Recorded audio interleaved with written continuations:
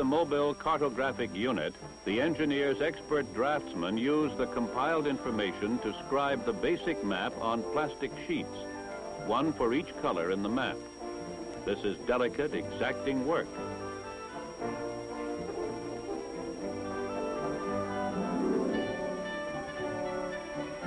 Recent aerial mapping photography provides another valuable tool. Scaled to match the framework established by a precise plot of the geodetic control, it is possible to plot roads, streams, shores, and other details in exact positions. Once the map is compiled and drafted, an engineer specialist in cartographic process photography makes a series of negatives of the prepared material. He will combine these into a single copy to be checked and corrected with minute care. The map will be printed by the photo offset process. A light-sensitive metal plate is exposed for each of the corrected negatives. Now the actual printing of the new map can begin.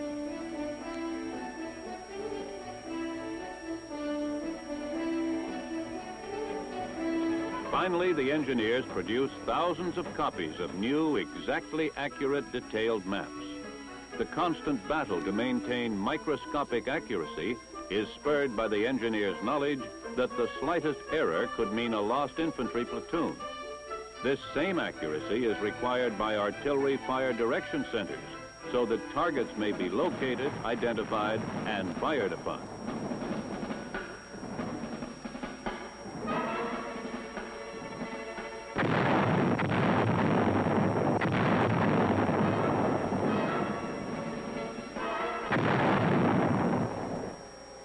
One of the more dangerous jobs assigned to the combat engineers is the work of clearing enemy mines.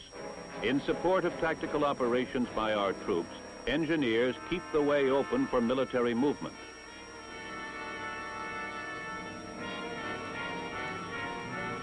A Viet Cong suspect captured by an engineer reconnaissance team is questioned about enemy mines in the area. Acting on information gained from the suspect, a mine detection team works the grassy borders near the highway and uncovers a deadly trap.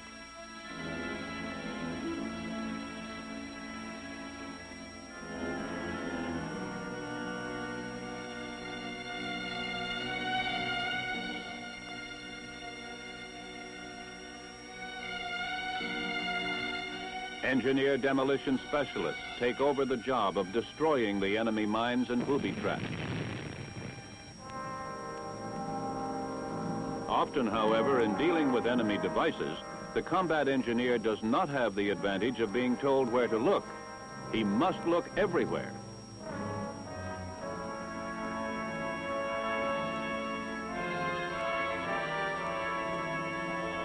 There it is. 50 pounds of tree trunk studded with bamboo spikes.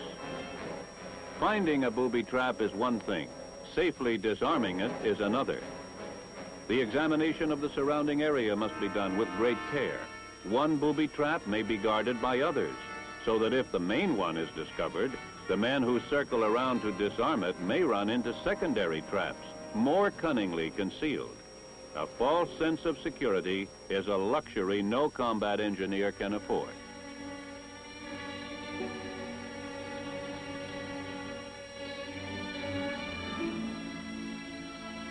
In this case, no other traps turn up.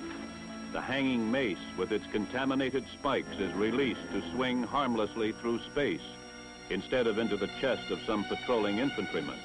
One less danger in an area where danger can be anywhere.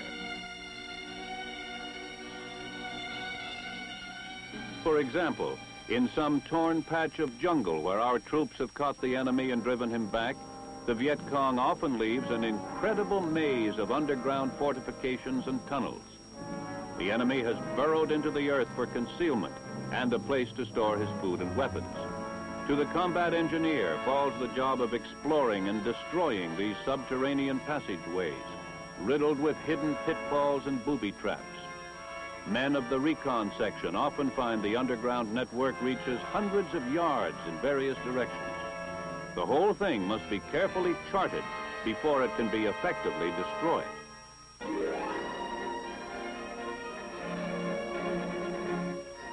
A demolitions team prepares explosive charges for each tunnel in the underground maze.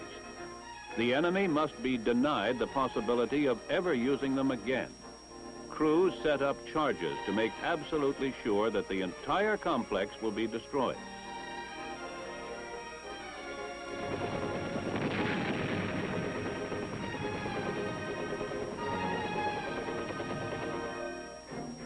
Sometimes the enemy finds that nature has saved him the trouble of digging. These hidden natural caves were pinpointed by a repatriated member of the Viet Cong. Several days after American troops have swept through the area, combat engineers are called in to search the caves and make certain no new enemy forces have taken refuge there. As with the tunnels, these rocky sanctuaries are to be eliminated by the engineer demolition men. Charges are carried deep into the mountain, and the caves cease to exist.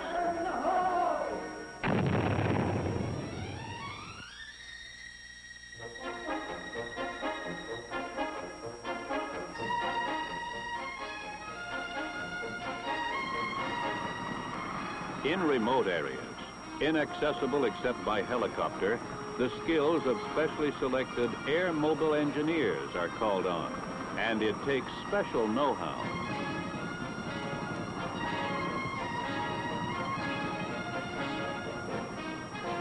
For example, if a copter can't come low enough to land a sling load, it has to drop it. The engineers have to know how to pack equipment to survive the drop.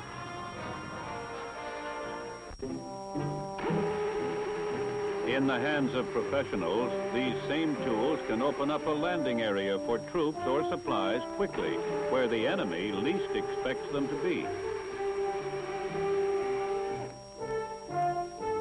Sometimes there are special hazards. On a mission to clear a landing area in enemy territory, this team finds a welter of bare timber beneath them. B-52 bombing has left behind treacherous, splintered tree trunks. One slip here could mean serious injury, perhaps death. But the men are out of the hovering copter and down the trooper ladder with the needed tools in moments. Perhaps the likelihood of sniper fire inspires them to spend as little time on the exposed ladder as possible.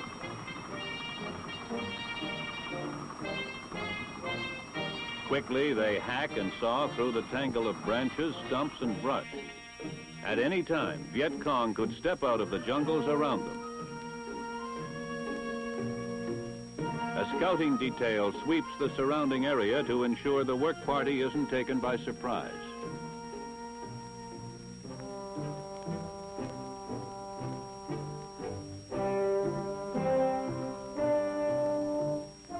The word is passed, the job done on time.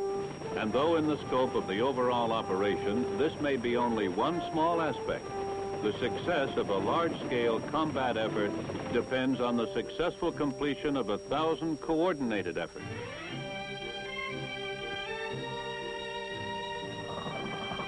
Other times, the mission of air mobile engineer teams may take on the proportions of a major construction job.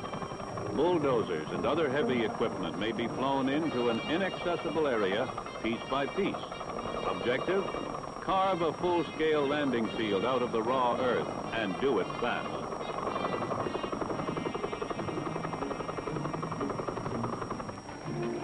In successfully completing their vital support mission, the combat engineers come up with some ingenious ideas.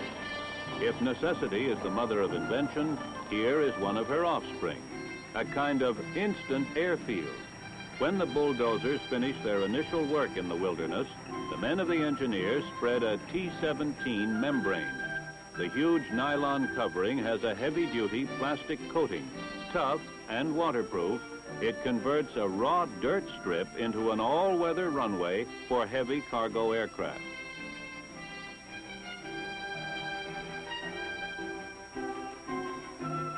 Installed in sections, the panels are bonded together by a special plastic fusing cement.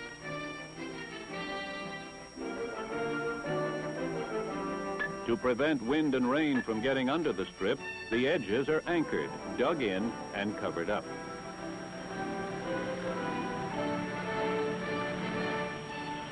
Yesterday, it was an inaccessible wilderness. Today, it is an airfield able to handle the kind of heavy air cargo traffic it takes to support a major ground operation.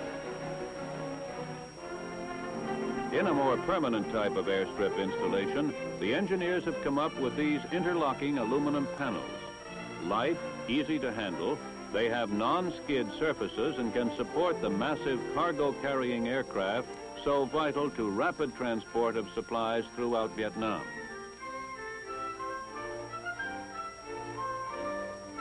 The amount of materiel required to maintain a large-scale military operation, the mountains of ammunition, food, equipment, consumed, used up, or destroyed by enemy action, this is something hard to imagine, even when you're on the spot. The urgency of the need, however, requires no imagining. It is always there. The knowledge that another airstrip completed, another supply hub made operational, means that the people who need those supplies and need them on time will not be left without the necessities of combat, no matter where they are.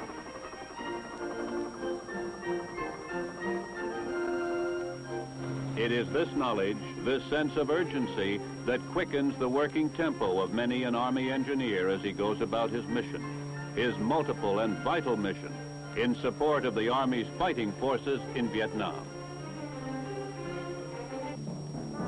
The role of the combat engineer in Vietnam is as varied and as challenging as the terrain. Sometimes modern technology plays a major part in his mission. Sometimes the accent is on plain hard work. A base camp in a heavy combat area calls for defenses that will protect against whatever comes. Bunkers to house machine gunners and riflemen are made by methods familiar to the Indian fighters of the American West. Notched logs, cut from the surrounding forest, that will fit together and stay put. But this must stand off more than arrows and tomahawks. The whole structure will be bulwarked with earth, and when roofed over and piled up with sandbags, these basically simple defenses can withstand even mortar and grenade attacks.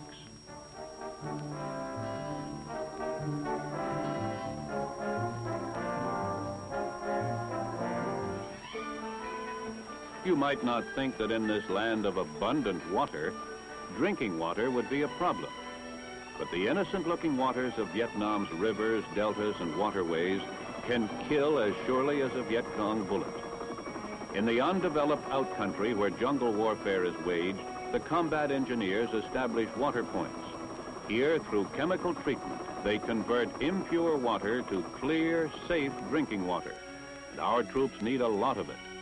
From distant encampments, the water trucks come and tank up with fresh, pure water. The big vans used by the engineers for the water purification process have an amazing capacity for their size. They turn out more than 4 million gallons of pure water a month. The raw water, which is a carrier of a murderous variety of fevers, including typhoid, is first drawn through filters, then pumped into a mixing tank. Exact amounts of purification chemicals are mixed into it, killing all bacteria in the water. In the final stage, a special filtering system removes chemical traces and impurities.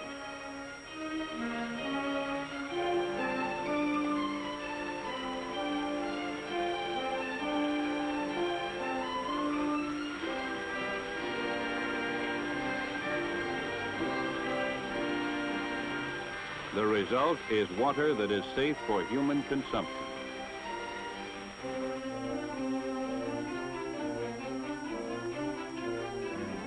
The climate in Vietnam is hot, humid, and tough enough in itself. Without an abundance of clear, clean drinking water, the American soldier could not function.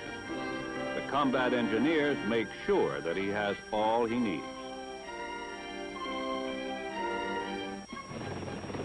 The primary mission of the United States Army in Vietnam is to defeat the enemy in ground combat.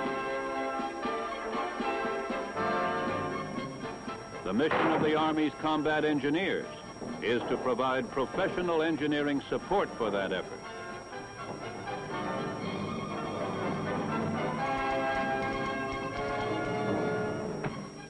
The men of the combat engineers are fulfilling their supporting roles.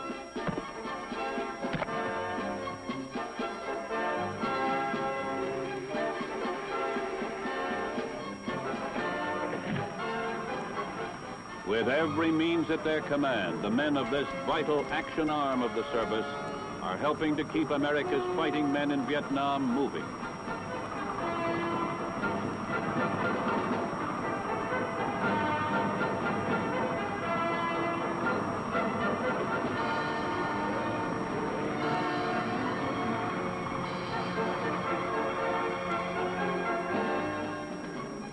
Despite every obstacle of nature and enemy action in this ancient land, the combat engineers of the United States Army continue to do their job. They clear the way.